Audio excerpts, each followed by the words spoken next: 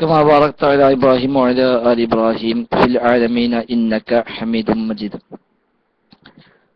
പ്രിയപ്പെട്ട സഹോദരന്മാരെ,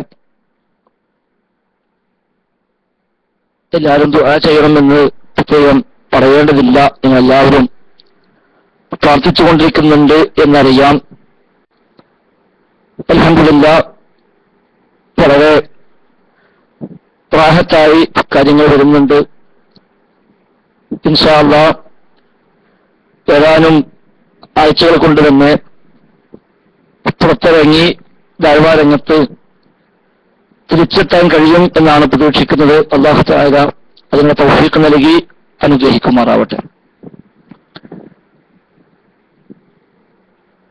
പ്രത്യേക സാഹചര്യത്തിലാണ് ഈ രൂപത്തിലെ സംസാരത്തിന് സന്നദ്ധമായത്. നിങ്ങൾക്കെല്ലാം അറിയാവുന്ന പോലെ സംസാരിക്കരുത് എന്ന് ഡോക്ടർമാരുടെ കർശന നിർദ്ദേശമുണ്ട്. എന്നാലും ഒരു പ്രത്യേക സാഹചര്യത്തിൽ നമ്മുടെ ബാധ്യത നിർവഹണം എന്ന നിലക്കാണ് ഏതാനും ചുരുങ്ങിയ മിനിറ്റുകൾ മാത്രം ഇൻഷാ അല്ലാഹ് ഈ ഒരു സാഹചര്യത്തിൽ സംസാരിക്കാമെന്ന് ഉദ്ദേശിച്ചത്. കോളിച്ചന സംവാദവുമായി ബന്ധപ്പെട്ടാണല്ലോ യഥാർത്ഥത്തിൽ ഇത്തരമൊരു വെല്ലുവിളി നടത്തേണ്ട സാഹചര്യം എനിക്കുണ്ടായത്.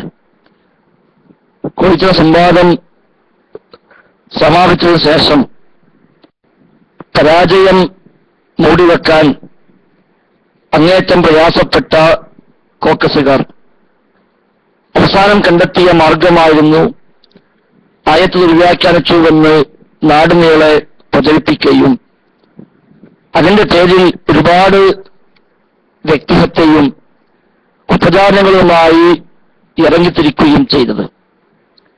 അത് വ്യാപകമായി പ്രചരിപ്പിക്കപ്പെട്ടപ്പോൾ അത് തടയിടാനുള്ളൊരു മാർഗം എന്ന നിലക്കാണ് എങ്കിൽ ആ ഒരു വിഷയത്തിൽ തന്നെ നമുക്ക് ഒരു സംവാദം നടത്താമെന്ന് ഈ ഉള്ളവൻ പല വേദികളിലായി പ്രഖ്യാപിച്ചത്. അവസാനം കോഴിക്കോട് കളപ്പുറത്ത് താൻ സംഘടിപ്പിച്ച നമ്മുടെ സമ്മേളനത്തിൽ വെച്ചും പതിനായിരങ്ങളെ സാക്ഷിയാക്കി ഔദ്യോഗികമായി ഉത്തരവാദിത്ത ബോധത്തോടുകൂടി തന്നെ ആ ഒരു വെല്ലുവിളി ഞാൻ ആവർത്തിക്കുകയും ചെയ്തു. ഒരിക്കലും അത് ആരെയെങ്കിലും പരാജയപ്പെടുത്തുവാനോ ഒരു ആവേശം കാണിക്കുവാനോ വേണ്ടി ആയിരുന്നില്ല ആ ഒരു വെല്ലുവിളി. മറിച്ച് വിശുദ്ധ ഖുർആന്റെ ആയത്തുകൾ ദുർവ്യാഖ്യാനിക്കുക എന്നത് വലിയ ഗൗരവമാണ് എന്ന് ബോധ്യമുള്ളതിനാൽ തന്നെ അത്തരമൊരു ദുർവ്യാഖ്യാനം എന്റെ പേരിൽ ആരോപിക്കപ്പെട്ട സ്ഥിതിക്ക് അത് ഇല്ല എന്ന് തെളിയിക്കേണ്ട ബാധ്യത എനിക്കുണ്ട് എന്നതിനാൽ അതിന് ഏറ്റവും നല്ലൊരു മാർഗം എന്ന അർത്ഥത്തിൽ തന്നെയാണ് അത്തരമൊരു വെല്ലുവിളിക്ക് ഈ ഉള്ളവൻ സന്നദ്ധനായത്. വെല്ലുവിളിച്ചപ്പോൾ പ്രത്യേകം എല്ലാ വേദികളിലും ഞാൻ പറഞ്ഞ ഒരു കാര്യമായിരുന്നു, ഇതിന് അബ്ദുറഹ്മാൻ സലഫി തന്നെ വരണം ഈ ഒരു സംവാദത്തിന്. കാരണം അബ്ദുറഹ്മാൻ സലഫി വലിയ ആളായതുകൊണ്ടല്ല അദ്ദേഹത്തെ വിളിച്ചത്, മറിച്ച് അബ്ദുൽ നാസർ സുല്ലമി വന്നു കഴിഞ്ഞു.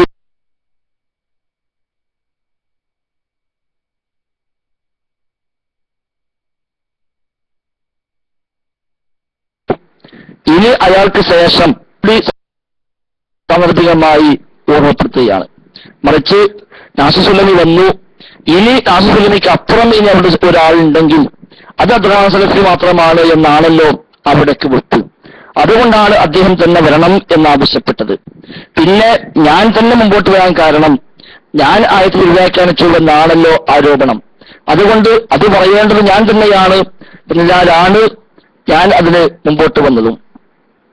അല്ലാതെ മറ്റ് ഏതെങ്കിലും തരത്തിലുള്ള താല്പര്യങ്ങളോ വ്യക്തിഹത്യയോ ഒന്നും അതുകൊണ്ട് ഉദ്ദേശിച്ചിരുന്നില്ല. ഏതായിരുന്നാലും ഏപ്രിൽ 7 കോഴിക്കോട് കളപ്പുറത്ത് വെച്ച് വെല്ലുവിളിക്കുകയും അതിനു മുമ്പും ശേഷവുമായി ഒരുപാട് വേദികളിൽ ആ വെല്ലുവിളി ആവർത്തിക്കുകയും ചെയ്തിട്ടും ഏപ്രിൽ 28 വരെ യാതൊരു പ്രതികരണവും നിർവഹിക്കാതിരിക്കുകയും വ്യാപകമായി ആളുകൾ ഇത് ചോദിക്കുകയും അവരുടെ ആളുകൾക്കിടയിൽ തന്നെ അതൊരു പ്രയാസമായി മാറുകയും ചെയ്ത സാഹചര്യത്തിൽ എന്തെങ്കിലും ഇത് പറയണമല്ലോ എന്ന ഒരു വിചാരം കൊണ്ടായിരിക്കാം കളപ്പുറത്ത് വെച്ച് ഏപ്രിൽ 28 ആ വെല്ലുവിളി ഏറ്റെടുക്കുന്നുവെന്ന പേരിൽ ഒരു ഒഴിഞ്ഞുമാറ്റം അബ്ദുറഹ്മാൻ സലഫി നിർവഹിച്ചത്. എന്നതാണ് ആ ഒരു വെല്ലുവിളി കേട്ട ഏതൊരാൾക്കും ബോധ്യമാകുന്നത്. ഇപ്പോൾ അവർക്കിടയിൽ തന്നെ യഥാർത്ഥത്തിൽ അബ്ദുറഹ്മാൻ സലഫി ഒഴിഞ്ഞു മാറിയതാണ് എന്ന സംസാരം വ്യാപകമായി ഉണ്ട് എന്നാണ് ഞങ്ങളൊക്കെ നാടുകളിൽ നിന്ന് മനസ്സിലാകുന്ന പൊതുവായിട്ടുള്ള ഒരു സാഹചര്യം. അദ്ദേഹം ആ കടപ്പുറത്ത് വെച്ച് പ്രഖ്യാപിച്ചത് കേട്ടവർക്കറിയാം.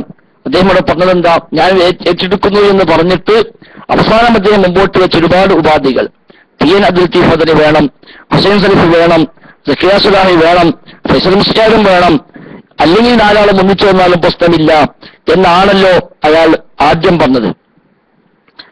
യഥാർത്ഥത്തിൽ ഫൈസൽ മുസ്ലിയാർ ഒരു ആയത്ത് വ്യാഖ്യാനിച്ചു എന്ന വിഷയം ചർച്ച ചെയ്യാൻ എന്തിനാണ് PN അബ്ദുൽ ലത്തീഫ് മദനി വരുന്നത്, എന്തിനാണ് ഹുസൈൻ സലഫി വരുന്നത്, എന്തിനാണ് സക്കിയ സുലാഹി വരുന്നത്?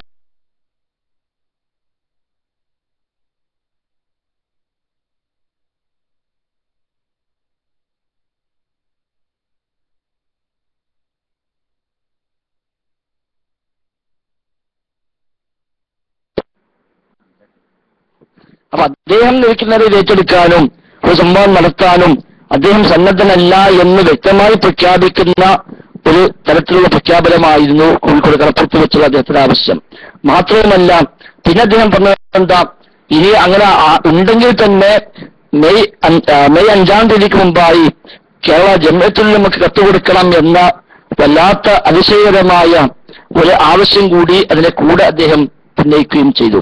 യഥാർത്ഥത്തിൽ ജംഇയ്യത്തുൽ ഉലമ എന്ന് പറഞ്ഞാൽ അത് അബ്ദുറഹ്മാൻ സലഫി മാത്രമല്ലല്ലോ, ഈ പറയപ്പെട്ട PN അബ്ദുൽ ലത്തീഫ് മദനിയും അതേപോലെ ഹുസൈൻ സലഫിയും സക്കിയ സുലാഹിയും ഞാനും അടക്കമുള്ളവരെല്ലാം ഉൾക്കൊള്ളുന്ന ഒന്നാണല്ലോ ജംഇയ്യത്തുൽ ഉലമ. അബ്ദുറഹ്മാൻ സലഫി ജംഇയ്യത്തുൽ ഉലമയിലുണ്ടെങ്കിൽ ഈ പറയപ്പെട്ട ഞങ്ങളെല്ലാം അതേ ജംഇയ്യത്തുൽ ഉലമയിലെ മെമ്പർമാരാണല്ലോ. ഇപ്പോഴും സലഫിക്കില്ലാത്ത അല്ലെങ്കിൽ ഞങ്ങൾക്കില്ലാത്ത എന്തൊരു പ്രത്യേകതയാണ് KJUവിൽ അബ്ദുറഹ്മാൻ സലഫിക്കുള്ളത് എന്ന് ഞങ്ങൾക്കാർക്കും മനസ്സിലാകുന്നില്ല. എങ്കിൽ പിന്നെ ഞങ്ങൾ ഉൾക്കൊള്ളുന്ന ജംഇയ്യത്തുൽ ഉലമക്ക് ഞങ്ങൾ കത്ത് കൊടുക്കണമെന്ന് പറഞ്ഞാൽ അത് വല്ലാത്തൊരു ഒരു വൈരുദ്ധ്യമല്ലേ? അതുകൊണ്ട് ആ വക മുടന്തൻ ന്യായങ്ങളൊന്നും പറയാതെ നേർക്കുനേരെ ഇത് സന്നദ്ധമാണെങ്കിൽ അത് അറിയിക്കുകയായിരുന്നു അദ്ദേഹം വേണ്ടിയിരുന്നത്. മാത്രവുമല്ല ഇത് ജംഇയ്യത്തുൽ ഉലമക്ക് ഇതിന് മുമ്പ് പലപ്പോഴും നമ്മൾ കത്ത് കൊടുത്തിട്ടുണ്ടല്ലോ.